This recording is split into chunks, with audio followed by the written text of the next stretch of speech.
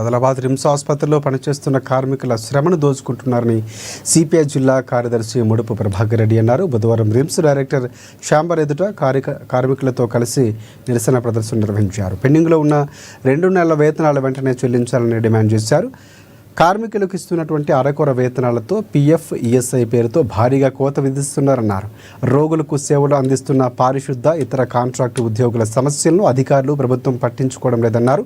ఇప్పటికైనా రిమ్స్ కార్మికుల సమస్యలు పరిష్కరించకపోతే పెద్ద ఎత్తున ఆందోళన కార్యక్రమాలు చేపడతామని హెచ్చరించారు.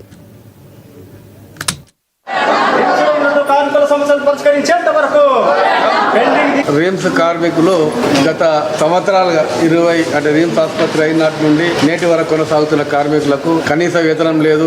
ఆ నెలకు 15,600 వస్తే అందులోకి కేవలం 12,000 ఇచ్చి 3,600 రూపాయలు పిఎఫ్ పేరు మీద, ఈఎస్ఐ పేరు మీద దోపిడీ జరుగుతుంది. 4-5 నెలల నుండి పిఎఫ్ ఎక్కడ పోయింది తెలియదు. డైరెక్టర్ అడిగితే డైరెక్టర్ తెలియదు ఎక్కడ పోయిన డబ్బులు. ఒక్కొక్క కార్మికులకు 15,000 కూడా నష్టపోయారు, మోసపోయారు. అంతేకాకుండా పేషెంట్ కేర్ సంబంధించింది అనేక సీనియారిటీ మొదటి నుంచి రిమ్స్ ఆసుపత్రి ప్రారంభమైనట్టు నుండి నేటి వరకు ఆ గత ఆసుపత్రి ఉన్నప్పటి నుండి కూడా పనిచేస్తున్న కార్మికులు ఉన్నారు.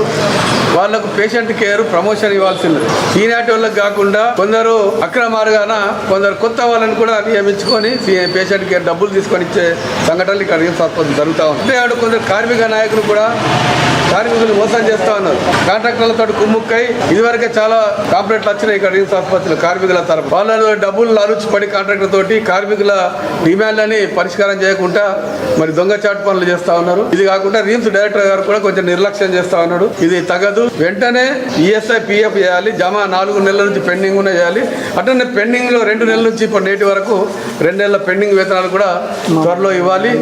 మరి మేము ఇంకా డిమాండ్ చేస్తున్నాం ఏంటంటే రిమ్స్ కార్మికులు వందలాది మంది, దాదాపు 1000 లోపల ఇక్కడ అన్ని రంగాల అన్ని విధాల కార్మికులు మరి ల్యాబ్ లో కానీ, సెక్యూరిటీ గార్డ్స్ కానీ, మరి స్వీపర్స్ కానీ, ఇంకా రకరకాల కాంట్రాక్ట్ వర్కర్స్ ఉన్నారు. వీళ్ళందరినీ ప్రభుత్వ ఉద్యోగులకు గుర్తించాలి. ఎందుకంటే కార్పొరేషన్ చేయాలి. ఇది రిమ్స్ ఆసుపత్రి అనేది దేశవ్యాప్తంగా కార్పొరేషన్ చేయడం ద్వారా వీళ్ళకి ప్రభుత్వ ఉద్యోగాలు గుర్తింపడతాయి.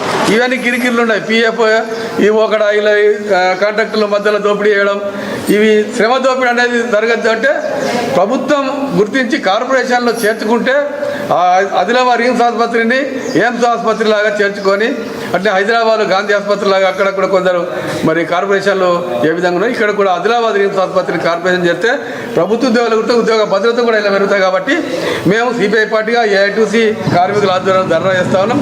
దీన్ని ఈ సమస్యలు పరిష్కరించకపోతే రేపు అవసరమైతే సమ్మెలు చేస్తాం. పెద్ద ఎత్తున ఆదిలాబాద్లో ఉన్న రిమ్స్ కార్మికులు అందరూ ఒకటిగా సమస్యల కొరకు, పరిష్కారం కొరకు అన్ని విధాల కార్మికులు, సెక్యూరిటీ కానీ, ల్యాబ్లో పనిచేసేట్లు కానీ, స్వీపర్స్ కానీ, రకరకాల కార్మికులందరూ ఒకటై ఈ సమస్యపై పోరాటం చేయడానికి మేముంటాం. కార్మికులు అందరూ ఉండాలని మేము కోరుకుంటూ ఈ సమస్యలు